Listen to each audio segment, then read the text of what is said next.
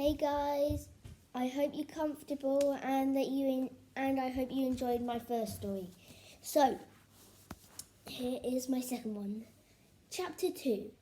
Two Birds Meet. Batman was having a holiday, sat in a chair with a vibrating cushion under his bum. Happy, Batman didn't know of the penguin. The penguin ran to a crane to try and flatten Gotham City. He climbed the crane and knocked a building down while Robbin was watching.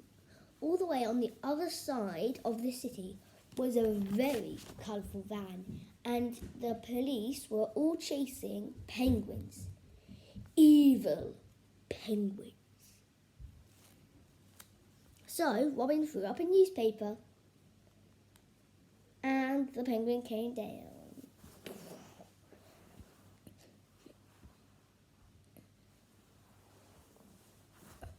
Robbin then chased the penguin halfway across the city with what he thought was 200 penguins until the penguin and him took a wrong turn.